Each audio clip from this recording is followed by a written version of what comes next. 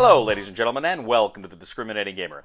You know, here's a piece of advice for you. Never play poker against an origami artist. All he ever does is fold. Ladies and gentlemen, today we're going to take a preview look at Sparta from Plague Island Games.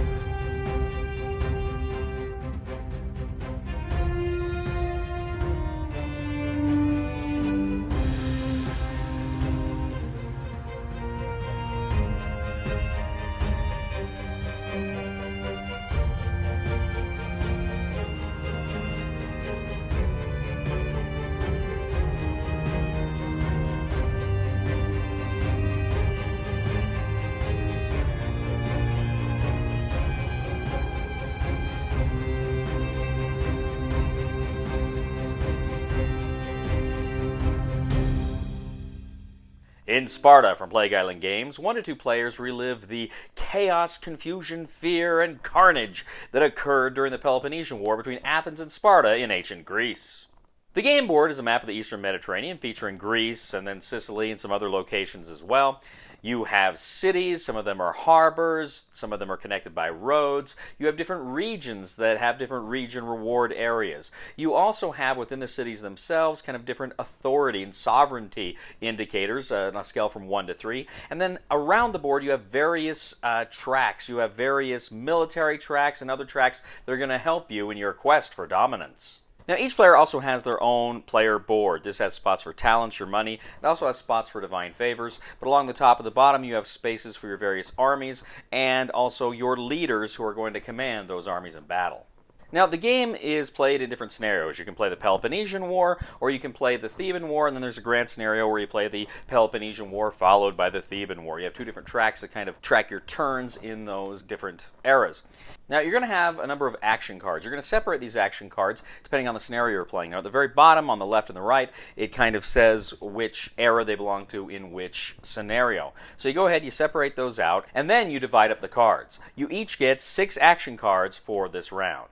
Now, the very first thing you do on a round is you and your opponent look to see who controls certain spaces. Now, control is denoted by a cylinder, and influence is denoted by cubes. Now, you're going to be spreading these out during the game, so it's important to know what's what. Now, essentially what it means is each city, as I say, has kind of an authority level, a sovereignty level. This is numbered 1 through 3. As soon as you have that number of authority or sovereignty in that space, you go ahead and you control it. Whoever controls the most cities in a specific region controls that region, and at this point they gain the reward for that region. Next, you're going to be looking at your hoplite track. Of course, hoplites were the infantry of ancient Greece, and they represent your military strength, your land military strength. At the beginning of every round, you're going to adjust your hoplite infantry, your army infantry strength up to a certain level. And depending on if you control certain cities, you will get certain advantages and even more military power. Now, you also have a shipbuilding track, and what you do is you look at your power on the shipbuilding track. There's a number beneath it of talents. You can spend that number of talents to raise your ship on that track, thus increasing your naval power. Now, you can also recruit. You can spend money to bring back military assets. Essentially, you have a track that has kind of elite military units. You can go ahead and you can spend money to bring those back into the game and place them on your military track. Now, if you have any kind of areas on the board that have been raided or being raided, you can remove those raid markers unless they have already been switched to siege markers. More on that later. Next, you have the action round. Now, as I say, each player gets 6 action cards. What you're going to do is take turns, beginning with the Spartan player, in playing these cards. Now, these cards will allow you to do things like spread your influence and attempt to control regions. You can either, as I say, place your cubes, hoping you get enough that you can place a cylinder and claim control. But you could also, instead of placing your own cubes, you can remove other people's cubes. This is called sending an envoy. You can send a lesser envoy for 1 or a major envoy for 2. But in this way, you're going ahead and you're spreading your influence throughout the Greek world. Now, you can take a number of military actions at this time. You can also mobilize an army. Now, if you mobilize an army, you have to pay, I believe, 3 talents. You have to pay those talents. and then the army becomes mobilized. You place it on your player board. Now, you match that army with the specific leader. You put a specific leader in charge of it. Now, your leaders are going to start relatively weak. As the game progresses, they win battles, they can go ahead and flip them over, they become experienced, they become more powerful, and they have other fun things they can do. But you put that leader, you put that army on your board, and you wait to deploy it. Each player also has a Desperate Times marker. This is a special marker that you can go ahead and you can play. You can do it in order to raise an army and deploy it immediately in order to counter an enemy, but you can only do that once per turn. Now, your armies and navies can do different things. They can raid your enemy's cities. So you can send a naval vessel to a port city, or you can send a hoplite to any city. I believe it's got to be connected by roads in order to get there from one of your major cities. Now, when you are raiding, essentially you put your hoplite in a space in one of your enemy's cities. Now, if the city wasn't already controlled by your enemy, it becomes controlled by your enemy. They're going to, of course, seek help from the other camp. You go ahead, you put a raid marker there, and you can claim 1 talent. Now, at the end of that, you can choose to break off the raid, in which case you return your army to your player board, or to your supply. Or you can replace the raid token with a Perform Siege token. This is your army staying there, laying siege to the city in hopes of taking it over. Next, you can prosecute siege. So if you have a siege marker on the board, you can go ahead, play 2 talents for a chance to essentially take that city. You roll the die. You're hoping for 4, 5s, or 6s, but there's a number of die roll modifiers depending on how close you are to other units and other cities. You're going to go ahead, and all things being equal, your success is going to be on a 4, 5, or 6. Now, if you're successful, you're essentially removing enemy influence from that space. If you've removed all the enemy influence from that space, then you take control of that city. Now, if you elect to abandon a siege, you actually have to roll a die to see if your leader, if your general, is harmed or taken out of the game at that point. Now, if an enemy wants to challenge you, so if you've got a army out there laying siege, they can send another hoplite out there to challenge you. So that results in a battle. Now, you may be able to draw battle cards during this round. These are cards that can help you and adjust your battle strength. You're looking at your army strength on the track, but you're also looking at your kind of assets box to see exactly what your army strength is vis-a-vis your enemy. For instance, like I say, you can have some of those elite units, those elite hoplites or cavalry or what have you, and you can go ahead and there are 2-sided. One side it's like worth 2 points, the other side's worth 1, and you're kind of calculating the difference. So you add that all up, and then whoever's ever got the advantage, you mark that on the battle board. Now, you can play those cards. That may change some of your advantage. It may alter things. And then whoever emerges as the winner obviously wins the battle. But then you're going to roll for your leaders. You're going to see whether or not they survived the battle.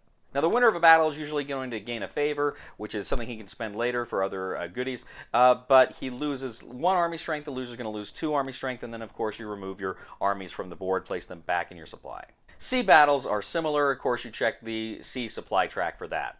Now, after the action phase, you're going to have the Olympic Games. Now, some factors may come into play here, but generally what's going to happen is each player is going to roll 2 die. They're going to see who gets the most successes. Whoever gets the most successes can choose to get a favor or a talent, and then the loser gets whatever the winner didn't want. Now, at the end of the round, you're going to go ahead, you're going to advance the turn track, you're going to take any of your spent leaders that have been used that round, and return them to your ready leaders pile. And then if you're at the end of the 6th game round, you're going to check for victory. So in order to check for victory, you look at the board, you see who controls the most regions, and whoever does control the most regions wins. Sparta. Now, that was not a complete rules breakdown. That's just kind of a rules overview to kind of show you basically how you're going to play this game of influence spreading and military conquest and domination of ancient Greece. As I say, there's a lot more going on. You have allies. You can try to control the allies. As I say, you can found colonies to kind of control them in your quest for domination. So there's a lot of other little things you're going to be doing throughout this game in order to win. Now, this is also a prototype. The final game was going to have a lot more going on. There will be minis and all sorts of other goodies that will come with this game. The Kickstarter campaign will go live in a few weeks, and I will post a link to the campaign here in the description when that happens. But if this looks like something you might be interested in, then please, by all means, go over to Kickstarter, check that out, and check out Plague Island Games' website as well. Thank you, ladies and gentlemen, once again for joining us today on The Discriminating Gamer. We'd ask you to please leave a comment for us here on YouTube, on Board Game Geek, on our Facebook page, or on thediscriminatinggamer.com.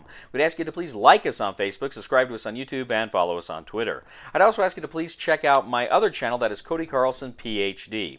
You know, ladies and gentlemen, I have a pet newt, and I named him Tiny.